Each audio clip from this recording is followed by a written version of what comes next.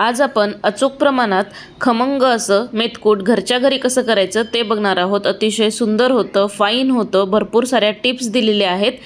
तर मेथकूट कसं करायचं त्यासाठी पटकन रेसिपीला सुरुवात करूयात। नमस्कार, मी पूर्वा रेसिपी मराठीमध्ये तुम्हा सर्वांचं खूप खूप खूप मनापासून स्वागत। आज आपण एक मस्त पदार्थ करणार आहोत। तर आज आपण करणार आहोत मेथकूट कसं करायचं संपूर्ण भाजण्यापासून संपूर्ण कृती दाखवलेली आहे। संपूर्ण रेसिपी भरपूर टिप्स सहित तुमच्या सोबत शेअर केलेली आहे। त्याच्यामुळे व्हिडिओ शेवटपर्यंत नक्की बघा आणि आवडल्यानंतर एक लाईक करायला विसरू नका। तर चला पटकन मेथकूट कसं करायचं ते आपण सुरुवात करूया। मेथकूट तयार करण्यासाठी इथे मी एक कढई मध्यम आचेवरती गरम होण्यासाठी ठेवलेली आहे। अतिशय सरळ साधी सोपी पद्धत आहे। अतिशय खमंग होतं हे मेथकूट चवीला। जरूर तुम्ही अशा पद्धतीने करून बघा। एकदम मेजरमेंट सुद्धा परफेक्ट आहेत।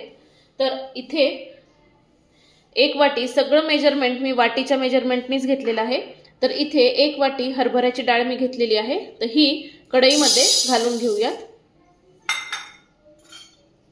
आणि मीडियम आचेवरच व्यवस्थित ही डाळ आपल्याला भाजून घ्यायची आहे। जोपर्यंत ह्याच्यावरती थोडेसे ब्राउनिश किंवा तांबूस स्पॉट तयार होत नाहीत तोपर्यंत व्यवस्थित ही आपल्याला मीडियम आचेवरती ही डाळ व्यवस्थित भाजून घ्यायची आहे।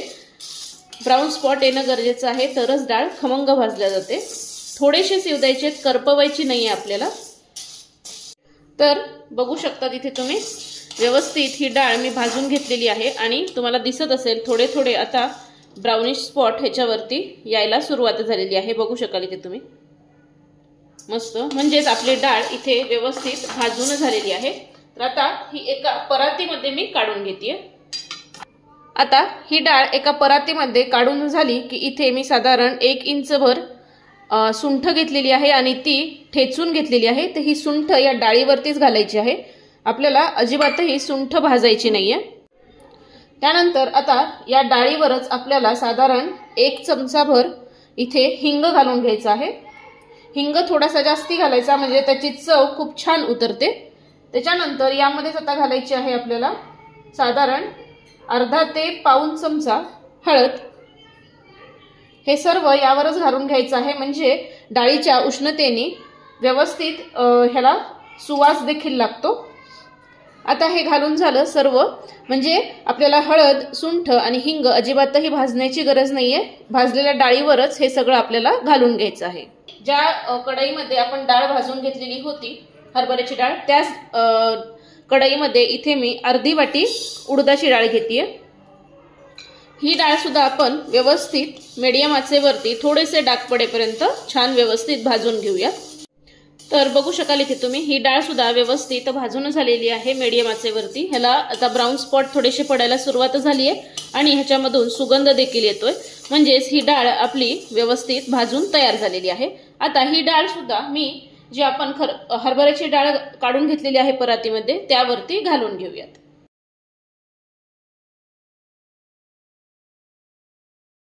आता सेम त्याच कढईमध्ये परत पाव वाटी इथे मुगाची डाळ घेतलेली आहे।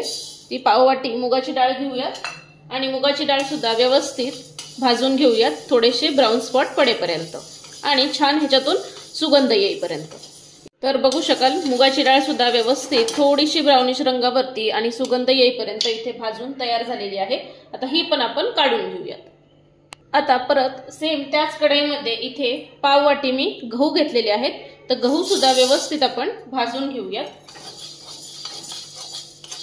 सर्व जिन्नस खमंग भाजणं अतिशय गरजेचं आहे, तरच त्याची चव खूप सुंदर उतरते। हे बघा आता गहू सुद्धा मी छान भाजून घेतेय। तर गहू छान भाजलेत कसं ओळखायचं हे बघा, असे टमाटम हे गहू असे उडतात, म्हणजेच गहू आपले व्यवस्थित इथे भाजून तयार झालेले आहेत। आता हे सुद्धा मी काढून घेतेय त्याच परातीमध्ये।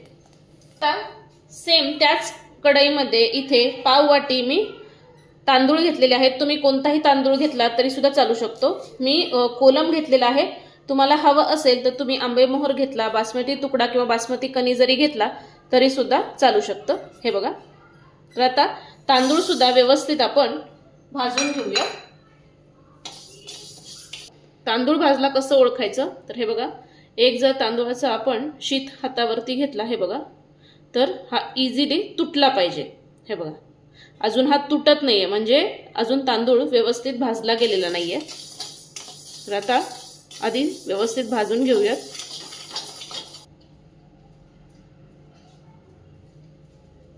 हे बघा, असा जर दाबला तर इझिली हा तांदूळाचा तुकडा किंवा तांदूळ तुटतोय, म्हणजेच तांदूळ व्यवस्थित आता भाजून झालेले आहेत. आता हे सुद्धा मी काढून घेतेय.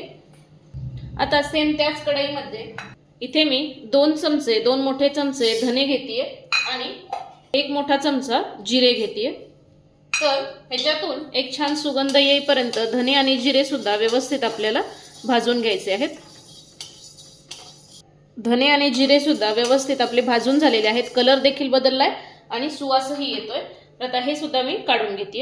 आता सेम त्याच कढईमध्ये परत मी साधारण 3 ते 4 काळी मिरी आणि 4 ते 5 लवंगा घेतलेल्या आहेत. तर ह्या घालून घेऊयात आणि यासोबतच पाव चमचा मेथी दाणे घालतेय. हे देखील व्यवस्थित भाजून घेऊयात. आता लवंगा, मिरे आणि मेथी दाणे सुद्धा व्यवस्थित भाजून झालेले आहेत. हे सुद्धा काढून घेऊयात. तर आता इथे साधारण त्याच कढईमध्ये साधारण 1 चमचा, 1 मोठा चमचा मी मोहरी घेतेय. मोहरी सुद्धा व्यवस्थित आपल्याला भाजून घ्यायची आहे. तुम्ही या ऐवजी मोहरीची डाळ जरी वापरली तरी सुद्धा चालू शकतं. तर हे बघा, मस्त आता ही मोहरी सुद्धा व्यवस्थित भाजून झालेली आहे आणि छान व्यवस्थित अशी थोडीशी तडतड उडायला देखील सुरुवात झालेली आहे. आता ही मोहरी व्यवस्थित भाजून झालेली आहे. आता त्याच परातीमध्ये ही मोहरी देखील मी काढून घेतेय. तर अशा पद्धतीने हे सर्व जिन्नस इथे व्यवस्थित भाजून मी तयार केलेले आहेत. बघू शकाल इथे तुम्ही, सुंदर दिसतायत आणि अतिशय सुंदर खमंग सुवास सगळीकडे घरामध्ये दरवळलेला आहे. अतिशय सुंदर होते ही भाजणी. आता हे संपूर्ण जिन्नस शांत होऊन देऊयात, थंड होऊन देऊयात, गार होऊन देऊयात आणि मग मिक्सरला व्यवस्थित फिरवून घेऊयात.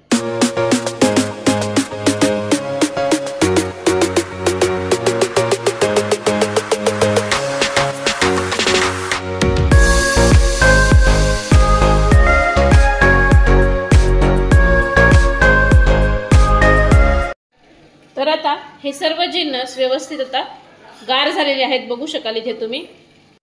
तर सर्व जिन्नस गार झाले की इथे एक मिक्सरचं भांडं मी घेतलेलं आहे. तर हे सर्व जिन्नस आता मिक्सरच्या भांड्यामध्ये घालून घेऊयात आपण. सुरुवातीला मिक्स करून घ्यायचे आणि हे आपण मिक्सरच्या भांड्यामध्ये घालून घेऊयात.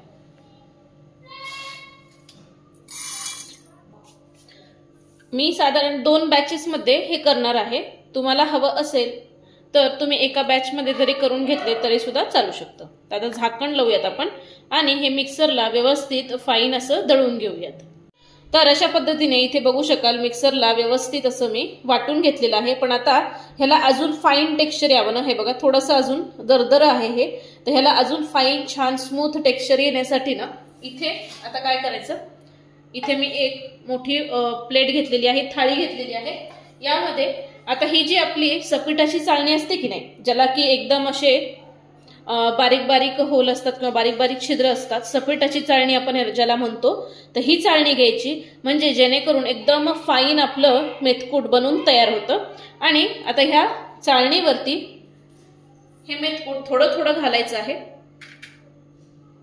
आणि हे बघा, आणि हे व्यवस्थित चाळून घ्यायचं. हे बघा,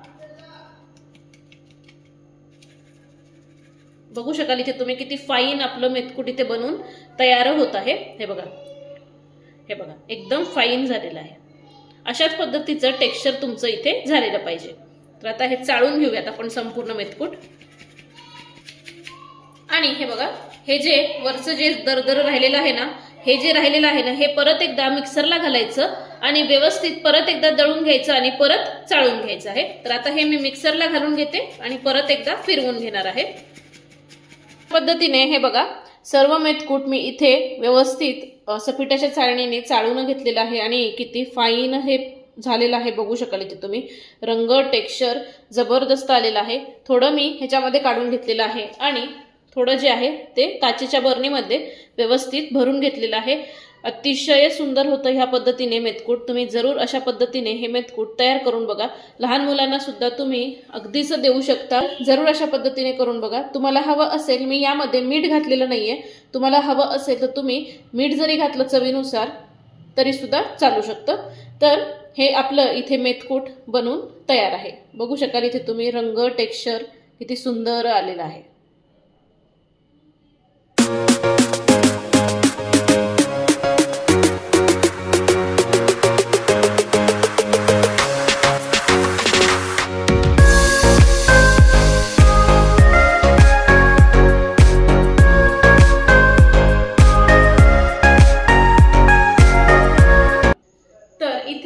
मस्त असं पिवळं धमक आपलं मेथकूट बनवून तयार आहे. काय सुंदर कलर आलेला आहे बघू शकाल इथे तुम्ही.